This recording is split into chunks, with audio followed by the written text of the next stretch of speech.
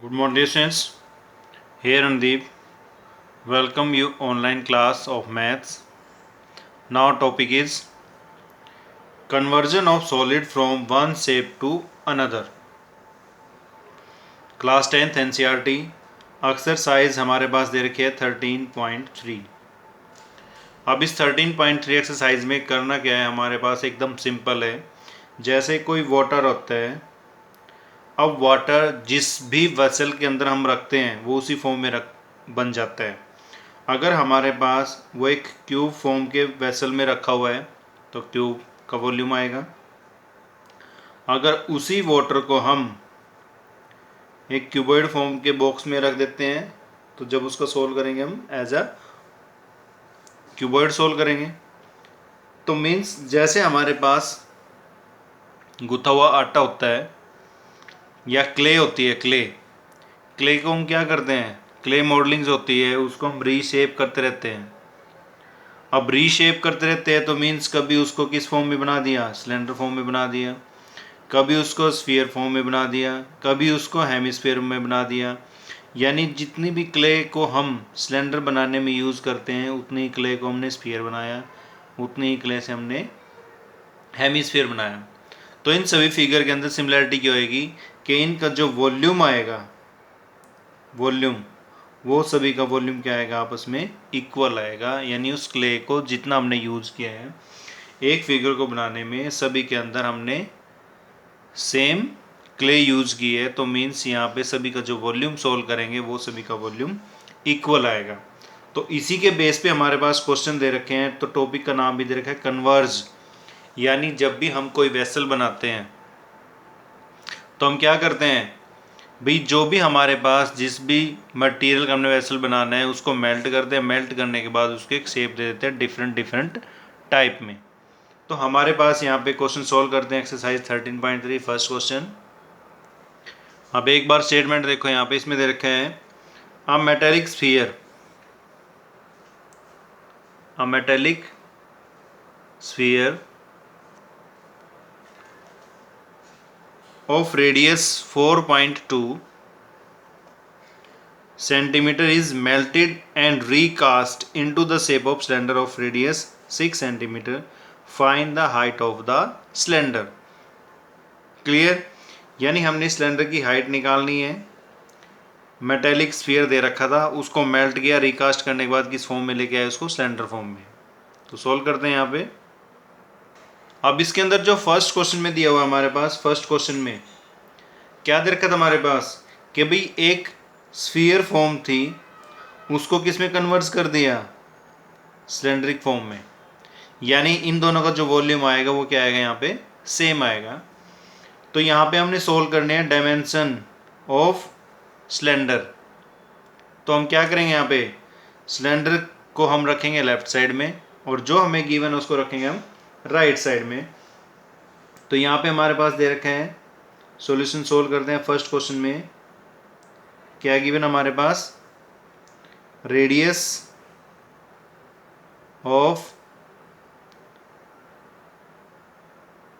Metallic sphere is equal to 4.2 centimetre.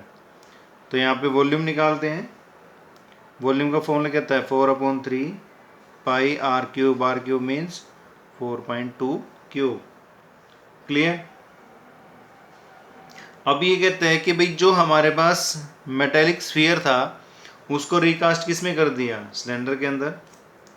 तो volume of cylinder का formula क्या होता है, वॉल्यूम ऑफ सिलेंडर का फॉर्मूला क्या होता है, पाई आर स्क्वायर इंटू एच।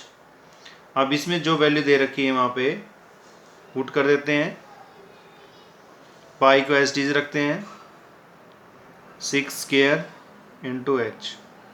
ये फर्स्ट इक्वेशन, ये हमारे पास सेकेंड इक्वेशन। अब इसमें जैसा कि स्टेटमेंट में इसने बोला हुआ ऑलरेडी कि जो हमारे पास रिकास्ट होने के बाद जो शेप आई है, दोनों का ही वॉल्यूम क्या दे रखा है, यहाँ पे सेम दे रखा है। तो मीन्स जो हमारे पास स्फीयर आया है और जो हमारे पास सिलेंडर आया है, उन दोनों का वॉल्यूम क्या आएगा, सेम आएगा। तो मैंने आपको बताया था कि जो हमारे पास गिवन है जिनके डायमेंशन, उसको रखेंगे हम राइट साइड में, जिनके डायमेंशंस हमें गिवन नहीं है उसको रखेंगे हम लेफ्ट साइड में। तो यहाँ पे हमारे पास ये इक्वेशंस आ गए हैं, फर्स्ट और सेकंड इक्वेशन। तो यहाँ पे क्या आ जाएगा हमारे पास, volume of metallic cylinder is equal to volume of sphere. तो यहाँ पे हमारे पास आ जाएगा pi into 6 into h is equal to 4/3 pi into 4.2 into 4.2 into 4.2। Clear. अब इसको सोल्व करना हमने कि जितनी भी ये वैल्यूज़ हैं डिवाइड में आ जाएंगी, पाई से पाई कैंसिल हो गए यहाँ पे। अब आपने क्या करना है, जितने भी हमारे पास कन्वर्जन टाइप के क्वेश्चंस आएंगे उसमें आपने पाई की वैल्यू को पुट नहीं करना है, वो आपस में ऑलरेडी कहीं ना कहीं पे जाके वो डिवाइड हो जाएगी। तो यहाँ पे सोल्व करते हैं। यहाँ पे ये 6 जो यानी एच दे रखे इक्वल टू क्या आ जाएगा 4/3 42 इंटू 42 इंटू 42 और डिवाइड में सभी क्या कर देते हैं 1000, क्योंकि 10 इसमें आता है 10 इसमें 10 इसमें, तो 1000 आ गए यहाँ पे। इंटू में 6 इंटू में 6। अब जो वैल्यू हमारी डिवाइड होती है उनको आप डिवाइड करो। तो डिवाइड करते हैं, 3 से कैंसिल होता है, ये किस पे जाएगा 1 4 14 आ गया, 6 पे कैंसिल करो 7 आ गया, 6 पे कैंसिल करो 7। इन सभी को मल्टीप्लाई करो, तो मल्टीप्लाई करने के बाद जो वैल्यू आएगी वो आएगी 2744 सेंटीमीटर अपॉन 1000। 3 डेसिमल डिजिट के बाद पॉइंट आएगा 2.74 centimetre. Clear. Now this is the first question. Pause the video and note it down the solution of first question. After that I will solve here second question. Question number 2. Metallic sphere of radius 6 cm, 8 cm and 10 cm respectively are melted to form a single solid sphere. Find the radius of the resulting sphere. अब statement को दोबारा फिर read करो और try करो इसको read करने की, समझने की क्या दे रखा है स्टेटमेंट के अंदर, और सोल्व क्या करना हमने यहाँ पे। क्वेश्चन नंबर 2 में क्या दे रखा है कि भाई एक स्फीयर दे रखा हमें डिफरेंट रेडियस में, सेकंड स्फीयर दे रखा है डिफरेंट रेडियस में, और एक और स्फीयर दे रखा है हमारे पास थर्ड स्फीयर, उसको नेम दे दी यहाँ पे R3 फॉर्म में। इन सभी को मेल्ट करने के बाद एक लार्ज स्फीयर आया, उसकी रेडियस जो आएगी वो हमारे पास R4 के इक्वल आएगी। ये लेट कर लेते हैं हम। क्लियर। तो यानी यहाँ पे हमें क्या दे रखा है, यानी volume of first sphere plus volume of second sphere plus volume of third sphere is equal to volume of new sphere, वो सारे इक्वल होएंगे। अब यहाँ पे वैल्यूज पुट करो आप, और कुछ नहीं करना इसमें एक्स्ट्रा। अब इसकी रेडियस हमने क्या ली R1, जो कि इसमें दे रखी है, क्या दे रखी है, फर्स्ट की रेडियस दे रखी है 6 सेंटीमीटर। इसको नोटबुक पे अच्छे से नोट कर लेना कि radius of first sphere. Radius of second sphere दे रखी है 8 सेंटीमीटर, थर्ड की दे रखी है हमें 10 सेंटीमीटर। तो सोल्व करते हैं इसको। वॉल्यूम ऑफ फर्स्ट स्फीयर यानी 4/3 पाई, ये सभी के अंदर कॉमन है तो सेम कॉमन आ जाएगा।